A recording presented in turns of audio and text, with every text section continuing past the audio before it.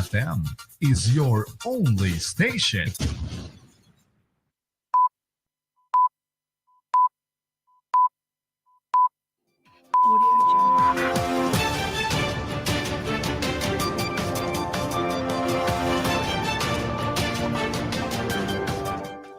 From Royal Communications Incorporated, good evening and welcome to King's News Broom.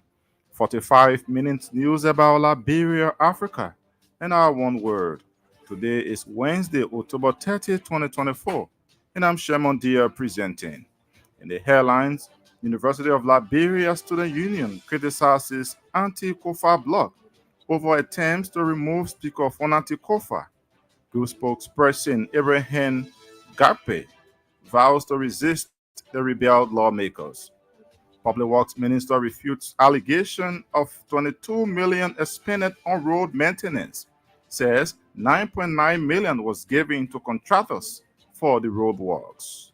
And also in the news, National Coastal Brokers Association of Liberia calls for government financial support. James Hien outlines key challenges confronting the institution. And away from home, a beauty queen in Rwanda has been arrested for drunk driving and driving without lesson. As Spain grapples with the fallout from the flash floods which struck on Tuesday, the blame game has already begun, with disaster relief services accused of being slow to react. These plus our news bulletin, voices of those making the news, are all packaged. But first, we'll take a short break to be right back with the with the bulletin of news.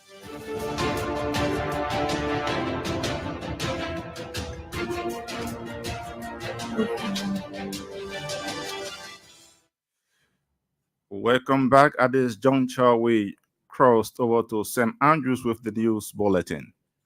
The University of Liberia Student Union has criticized the anti-Kofa bloc over what the U.S. Student Union termed as undermining posture of economic and national development activities. The U.S. student leadership also vowed to resist the anti-Kofa bloc failure to return to plenary for the threatening unspecified action.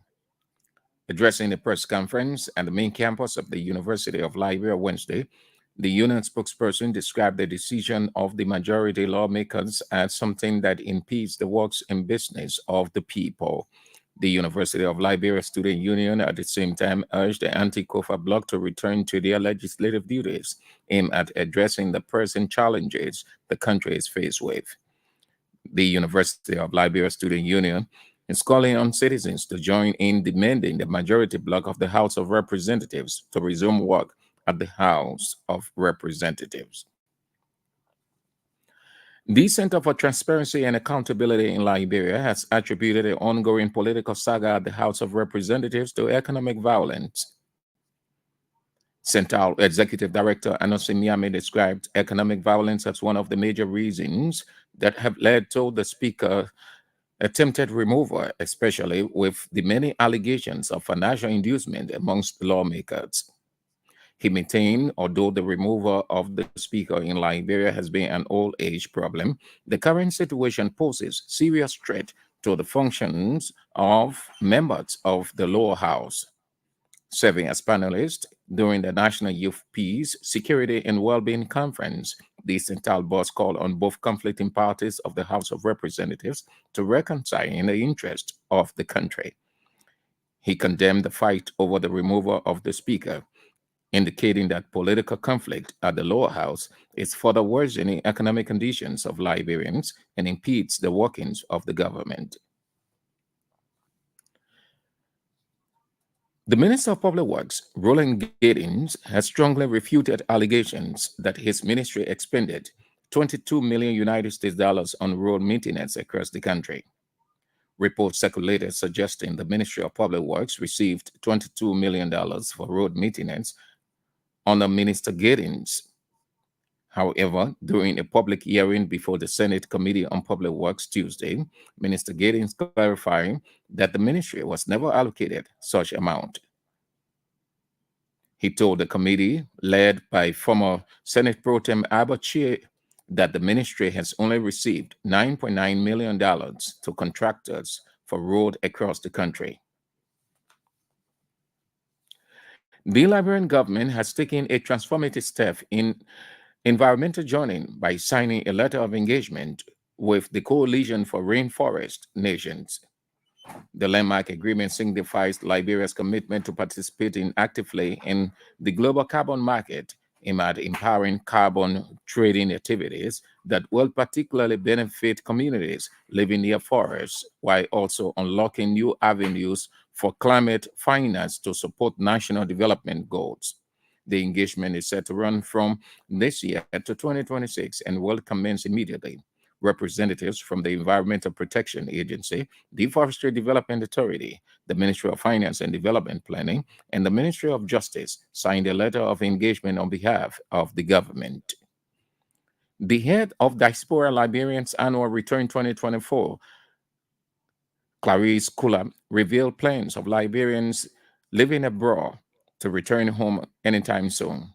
Speaking on state radio, Kula said the upcoming program is scheduled to take place from the 1st of December to the 31st, aimed at bringing educated and potential Liberians back home to contribute to the country. She noted that this significant and auspicious events will focus on uniting Liberians from all over the world and encourage them to invest in the growth of Liberia's economy. The Liberian National Red Cross Society and representatives of the Liberian government are attending the 34th International Conference of Red Cross and Red Crescent Movement in Geneva, Switzerland. This year's conference, under the theme Navigate Uncertainty, Strengthen Humanity, began on October 28th and will be climaxing on the 31st. The Global Conference of Red Cross and Red Crescent reflects the urgency of fostering stronger humanitarian systems to address escalating global crises and strengthen resilience within vulnerable communities, including those in Liberia. The conference is organized by the Standing Commission of the International Federation of Red Cross and Red Crescent Movement as a key forum for addressing humanitarian issues worldwide. It brings together representatives of governments, donor institutions, of learning, and as well as financial community. The Center for Economic Crimes and Security Studies has launched a one-day roundtable discussion on preventive measures of violent extremism and terrorism in Morovia. The Center for Economic Crimes and Security Studies, a non-governmental organization, was established to help prevent the financial sector from abuse of terroristic activities, ensuring transparency and responsibility in all actions to serve public interest through the promotion of economic justice. Speaking Wednesday during the program launch in Morovia, Lawrence Yelu, a civil society activist, indicated robust action is required in curbing crimes, including terroristic and financial crimes. According to him, Liberia has been exposed to some forms of terroristic threats due to limited actions by stakeholders to prevent these measures. Action Against Hunger has donated several essential items to the Liberia National Red Cross Society to support the institution's disaster relief efforts. The donation is aimed at strengthening response efforts and will allow the Liberia Red Cross to provide temporary shelter and safety, water storage solutions to affected individuals and families. In a release, the Liberia Red Cross outlined 308 tarpaulins and 330 buckets as items donated by the Action Against Hunger. The vice president of the University of Liberia Student Union, Ibrahim Gapin, is urging the 43 majority representatives to resume their work in the legislature as soon as possible. Speaking to reporters on the main campus in Morovia, the UL vice president stated that it is completely unacceptable for elected representatives to abandon their duties and leave the legislative chambers without addressing current issues the country is faced with. According to him, the stand for accountability, transparency, and commitment to public service, emphasizing that the representatives have been entrusted by the people to act in the best interest of the nation. The union believes that the well being of Liberian people should be the top priority in the legislature urging the lawmakers to fully dedicate themselves to their roles and provide the necessary oversight and legislative support to ensure stability and progress for Liberians. This said the mayor of Zedru City, Grand Jida County, Rita Matsikwe, has assured citizens of the removal of cattle from the streets in the city. The spread of cattle, including goats, sheep, and other animals in the city, has caused several problems for residents who term the act as uncivilized and a pollution that is causing health hazards for citizens. Speaking to reporters in Zedru on Wednesday, Mayor Masekwe appreciated citizens for their patience in relation to the removal of cattle in the city, adding that her administration is now prepared to set procedures for those selling and rearing of cattle as a means of beautifying the city. The president of the National Custom Brokers Association of Liberia, James Heenan, is calling on the Liberian government to provide financial support for his organization, highlighting the critical role national custom brokers play in national revenue generation. Speaking to journalists on Tuesday at the National Custom Brokers Association of Liberia headquarters, Mr. Heenan expressed concern that once his tenure as president ends, his successor may struggle to continue the association efforts without government support, potentially jeopardizing revenue collection. Hina voiced his frustration over the government's continued financial support for several institutions, according to him, do not contribute to national revenue, but still receiving funding. Since taking office as the National Custom Brokers Association of Liberia president, James Heenan has advocated for system improvements, particularly in stabilizing the Asikuda system to prevent costly delays. The Moravia City Corporation Sanitation and Waste Management Team has announced a new approach in waste management in Moravia and its environs. Speaking to reporters Wednesday, MCC Sanitation and Waste Management Director Success Harris disclosed that the reform to improve the waste management sector will focus on door-to-door waste collection. According to him, the exercise will also prevent people from giving waste to disadvantaged youths, known as dozogos, who are normally seen disposing waste along the main streets. Various communities in Moravia has over the years been faced with poor waste collection and management, with waste being left in the streets.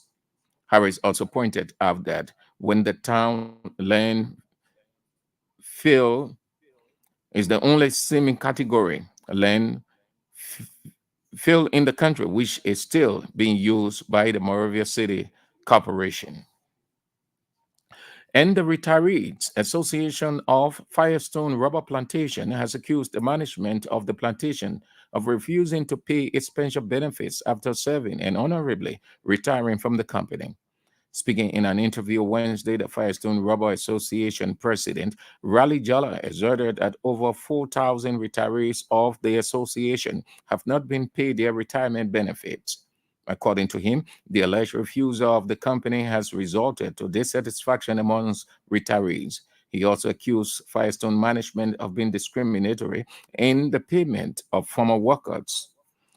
Jala further indicated the Firestone Retirees Association has taken legal steps against the company over the alleged failure to pay pension benefits, something he said the administration of Firestone Rubber Plantation Corporation is yet to adhere to.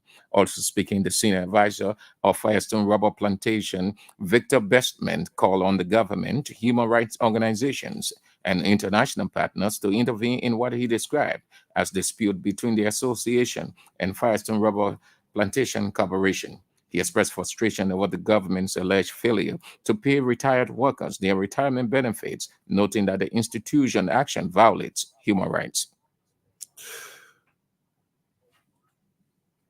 Sam Andrews and the News Bulletin. The News Bulletin is a regular featured on King's News Broom.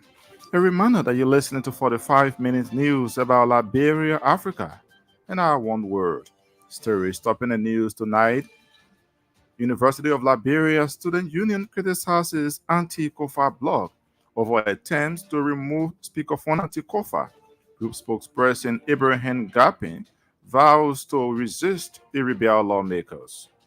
Public Works Minister refutes allegations of 22 million spent on road maintenance. says US 9.9 million was given to contractors for the road works. And also in the news, National Custom Brokers Association of Liberia calls for government financial support. James Hinnon outlines challenges confronting the institution. And away from home, a beauty queen in Rwanda has been arrested for drunk driving and driving without license. As Spain grapples with the fallout from the flash floods which struck on Tuesday, the blame game has already begun, with disaster relief services accused of being slow to react. We'll take a break to be back with voices of the newsmakers.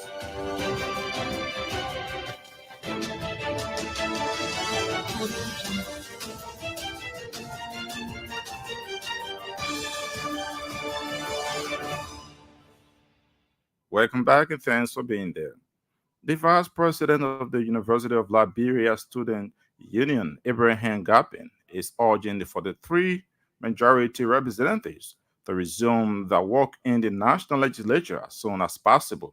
Speaking to reporters at the main campus in Monrovia, the UAL vice president stated that it is completely unacceptable for elected representatives to abandon their duties and leave the legislative chambers without addressing the current issues in the country.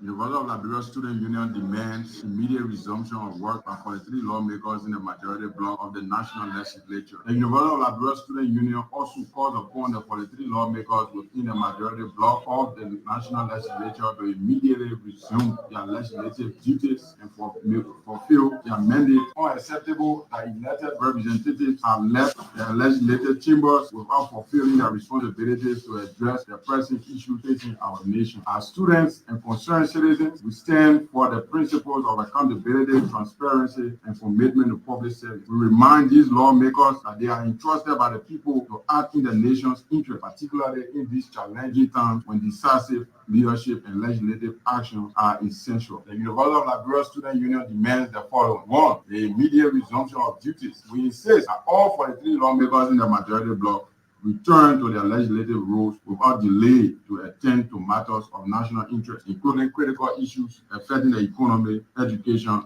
healthcare, and security. Number two, commitment to public welfare. The well-being of the Liberian people must be the foremost priority of the legislature. We urge these lawmakers to dedicate themselves to their roles and provide the necessary oversight and legislative support needed to ensure stability and progress for all Liberians. Number three, accountability and transparency. We call for transparency in their actions and decisions. Any prolonged absence from duty undermines the public's trust and weakens the integrity of our democratic institutions. The people of Liberia, especially the youth and student community, are closely watching this situation. Like we are preparing to take appropriate and lawful action, including mass peaceful protests in the coming days. Should there be continued neglect of legislative responsibility, also stands united in this call for action. We urge that all stakeholders, civil groups, and citizens to join us in holding our leaders accountable. Liberia's progress depends on the active and responsible participation of its elected officials.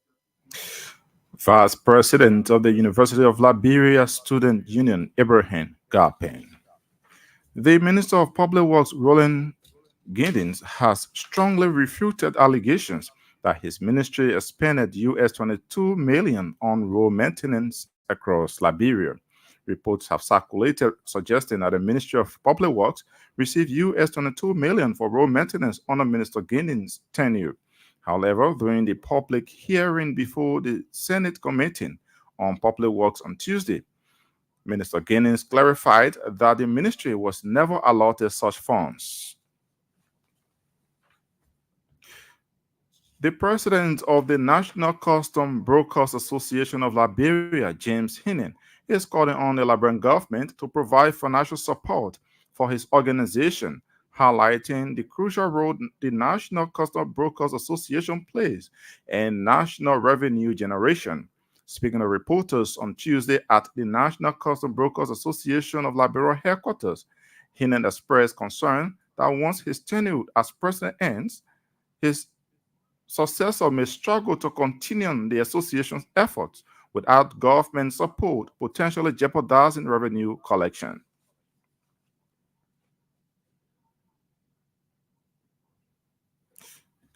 We'll bring you that excerpt in our subsequent newscast.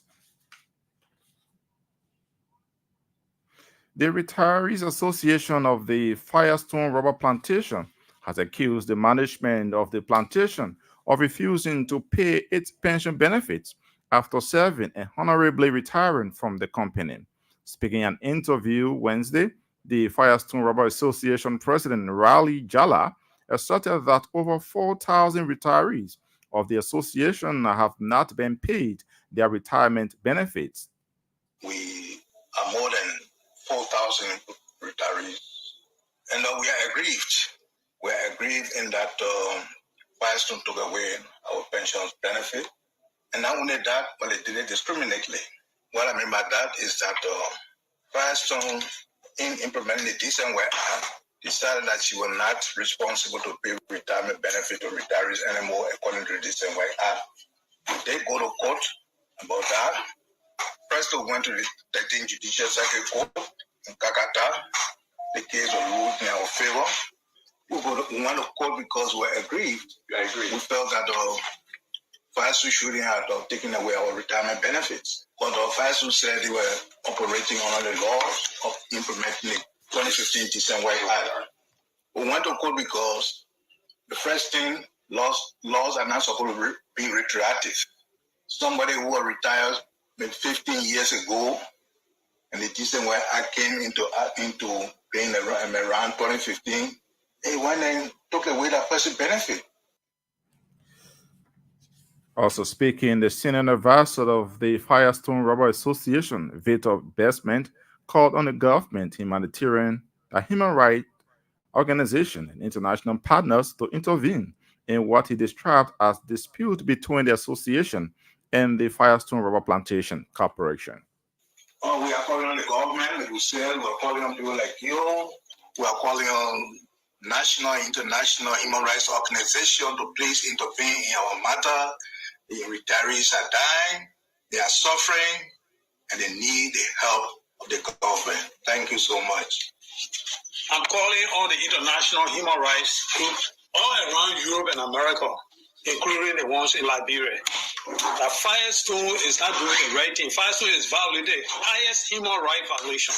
Since they instituted the so-called stoppage of the pension opportunities to the retirees of Firestone, more than 200% have died from that. And I'm calling upon their business partner that Firestone is violating human rights here. Not only killing of somebody willingly and giving opportunity to be free is what we call human rights violation. Firestone is violating. If she continues to do that, I think their products should be boycotted on the market. Officials of the Retirees Association of the Firestone Rubber Plantation, they're accusing the management of Firestone Rubber Plantation of not being able to pay their retirement benefits. The head of the Diaspora Liberians Annual Return 2024, Clary Kula, has revealed plans of Liberians living abroad to return home anytime soon.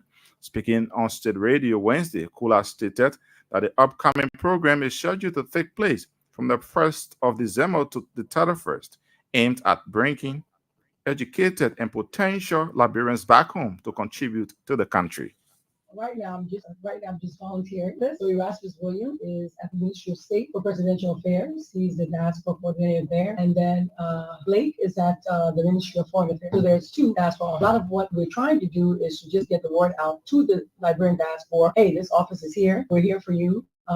Our president is a president that has engaged the diaspora. He wants them to come home. He wants them to help in the rebuilding process. So our goal is to spread the message to the diaspora that this is what the president wants and this is what we're going to do. So right now, as you're aware, they're having the Diaspora Liberians Annual Return, which is scheduled to take place this December from the 1st all the way to the 31st. There are some very important activities that will be happening during that time. One of them is the One Liberia March, where we're all going to stand in the streets of Monrovia and hold hands. People coming from the diaspora and people on ground as one Liberia. So that's the goal. It's not you guys over there at the diaspora, we here are the Liberians. So we're all like, so bring our people together and spreading that message. So that's one of the activities. We have a Heritage Award. We have quite a few activities. One of them is a dialogue that's going to take place between, it's like a peace and reconciliation dialogue between the diaspora and people on ground. So, and then there's a Christmas cantata. And then we have, other events like the Investment Summit and things of that nature. So those are the kind of things that we are trying to do, is to bring our communities together. There will be tours, so we become the tourists so that we give money into our own economy.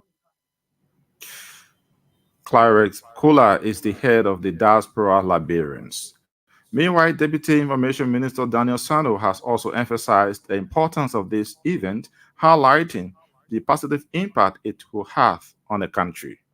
This is not a regular homecoming for Liberians in the diaspora. This is a national homecoming. It's a national event. If you dive through history, Ghana had the year of the return. That year of the return was massive, witnessed a massive boost for the Ghanaian economy. The diaspora plays a very important role in the rebranding process of any country, and Liberia is no exception. So the president is concerned about the image of Liberia. This country has consistently been portrayed as a war-ravaged country, a country that is poverty stricken, and those narratives have really driven people away from Liberia. What does the president intend to do? The president intends to rewrite the narrative that Liberia can be that destination that everybody from across the world want to come. And that's why we have consistently said to our citizens, the president cannot be out there making a very persuasive case for Liberia to become a place where people can come to do business, and then you are here being violent, being low. So we are happy for that. So that comes with numerous capacity that can contribute. So it goes beyond the remittances they send here every time to their family members, the loved ones. It's about making them be a part of the national leadership structure of the country. Okay, so that conference is being planned, but like the assistant minister said,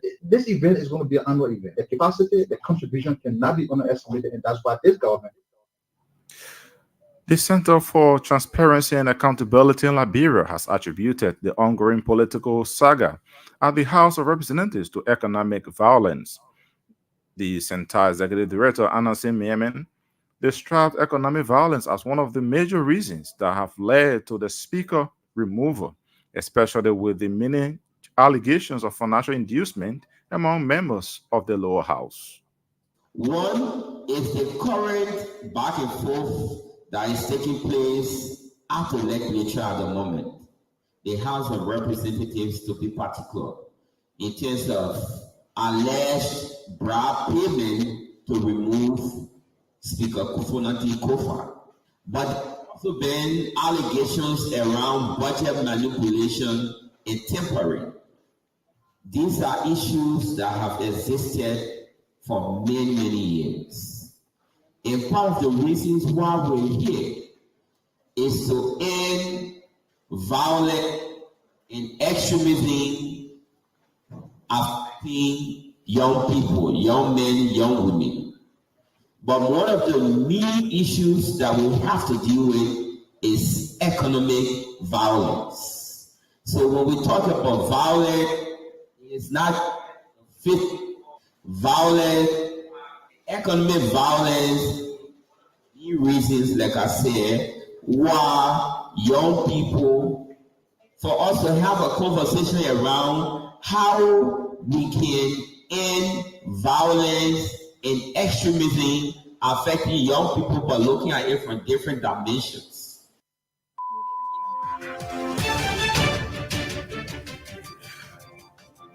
Executive Director of the Center for Transparency and Accountability in Liberia, Anasin Miemi, there speaking.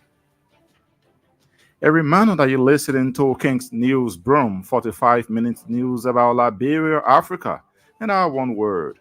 Story stopping the news tonight. University of Liberia Student Union criticizes anti-Kofa blog over attempts to remove Speaker Fonati Kofa. Group spokesperson Ibrahim Gampe vows to resist the rebel lawmakers. Public Works Minister refutes allegations of 22 million spent on road maintenance. Said US 9.9 million was given to contractors for road works. National Custom Brokers Association of Liberia calls for government financial support. James Hinnon outlines key challenges confronting the institution. And away from Liberia, a beauty queen in Rwanda has been arrested for drunk driving and driving without a lesson. as Spain grapples with the fallout from the flash floods which struck on Tuesday. The blame game has already begun, with disaster relief services accused of being slow to react. We'll take another break to be back with more voices.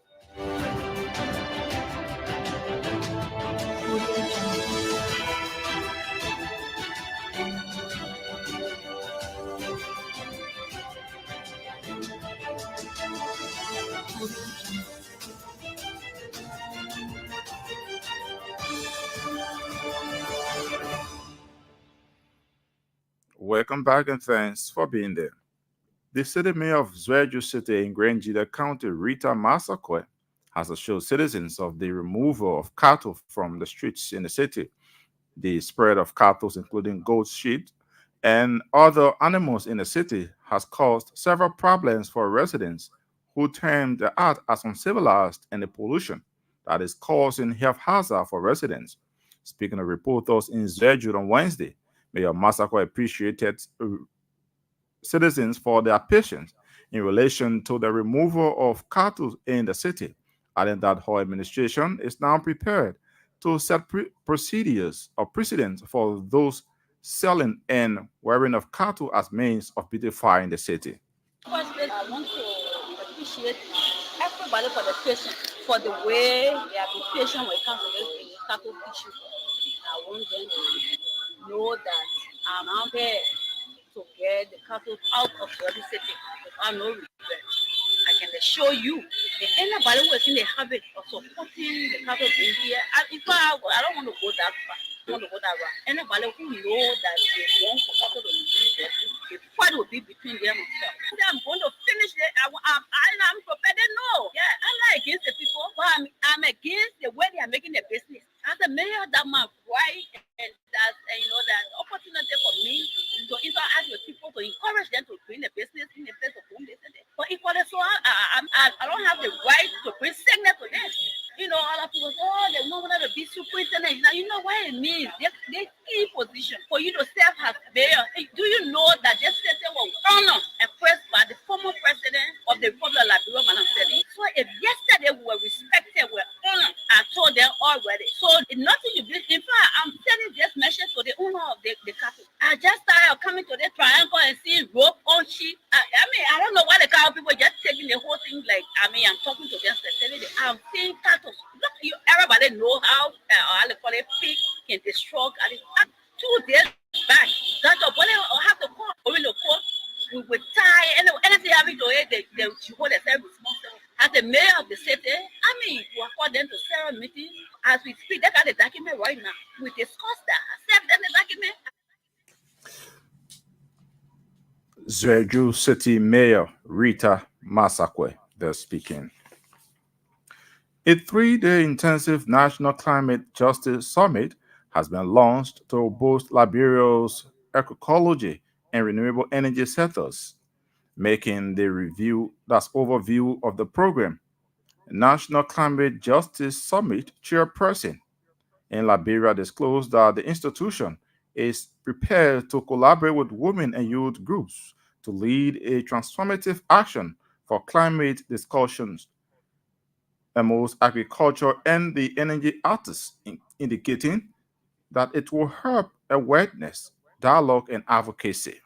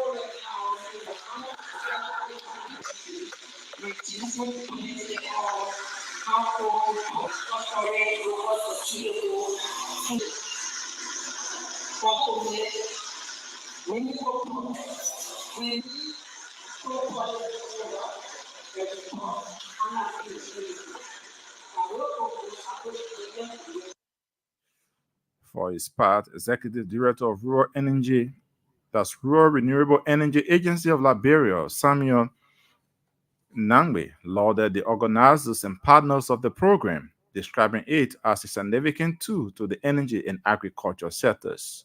But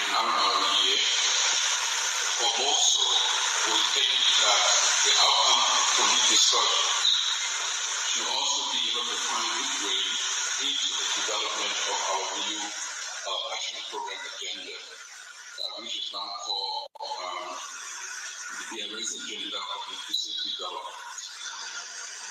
And I'm really happy that we are able to come to say to you all in terms of the demand for public justice to say that the government is hearing you. The government will be responsible for its implementation for the next 5 years up to the year 2030. To be able to do that, I wanted to take some time just to put into context why, in fact, this is very critical. So, the team here is about financing, financing for agriculture, but then also renewable energy. So there is an intersect between agriculture, farming technology, and renewable energy, because they all point. Executive Director of Rural Renewable Energy Agency of Liberia, Samuel Nangbe. Senate Pro Tem Nyomble Kanga Lawrence has encouraged graduates of the African Methodist Episcopal University to embrace values of honesty, patriotism, integrity, hard work, and respect for others. Speaking at the commencement at the 33rd graduation ceremony of the African Methodist Episcopal University, she reminded graduates that these principles are not only crucial, but also influence how they raise their children. According to her, hatred, wickedness, and greed are not merely issues affecting the government and are national challenges that create significant obstacles to Liberia's progress. The Moroville City Corporation Sanitation and Waste Management Team has announced a new approach in waste management in Moroville and its environs. Speaking to reporters Wednesday, MCC Sanitation and Waste Management Director Sources Harris disclosed that the reform to improve the waste management sector will focus on door-to-door waste collection.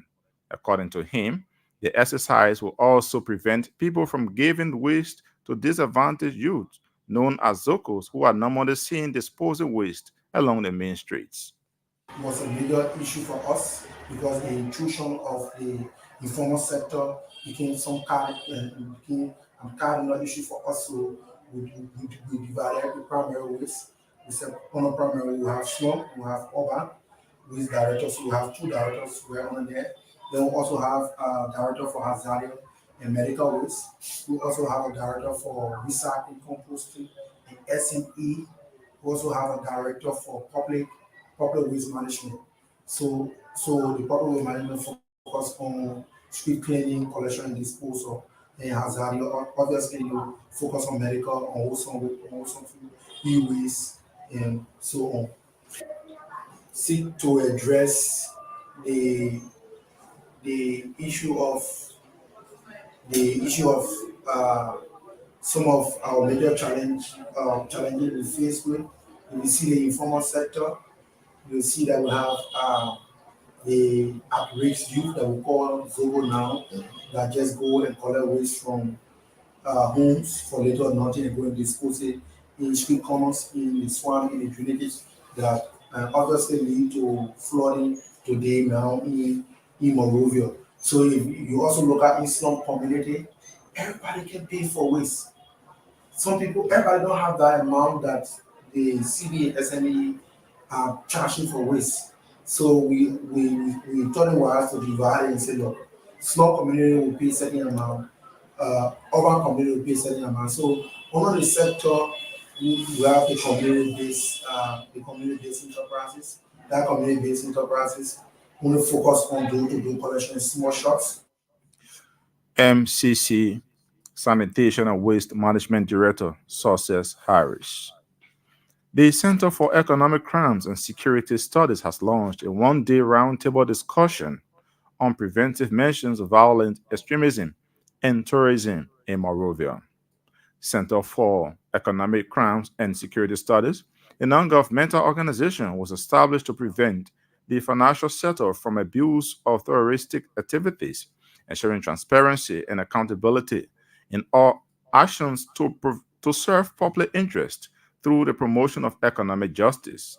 Speaking Wednesday during a program launch in Morovia, Lawrence Yelu, a civil society activist, indicated robust action is required in curbing crimes, including terroristic and financial crimes. And you will pay for those as much as you live in every time. So you are affected directly by those decisions, even though the terroristic attack might not be in Nigeria. But the decision to protect the borders of Nigeria and the first into Nigeria, you are directly paying for those. And every time we have this kind of conversation, then we think back more to how your life has been affected. And the second thing I want to talk about is when politicians come up every time and say that you will tolerate towards terrorism. And so I will say, how does it relate to terrorism? So we create a lot of injustices in the society where all people feel that they have no rights to them. When there are contracts, public contracts, and for people in the case, irrespective of the contract and the public service is not delivered. Are you aware that every road that is being constructed in this country, almost every regime, just matter of fact, the road gets broken before the person leaves power?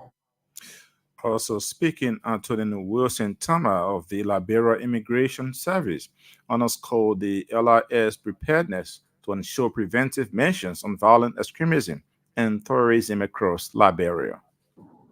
Exercises are implementing the Alien Nationality Law. And also, the Council of Professors elevated the discussion by providing education and giving us local impact, regional, continental, and global. Then we use from the accountability lab, try to particularize the whole thing into a room, making us to see the impact when they forget that. We have to. Briefly away from Liberia, as Spain grapples with the fallout from the flash floods, which struck on Tuesday, the blame game has already begun, with disaster relief services accused of being slow to react. Much of the country has been badly hit by heavy rain and hailstorms, triggering rapid flooding in many areas, which has already claimed at least 72 lives. But civil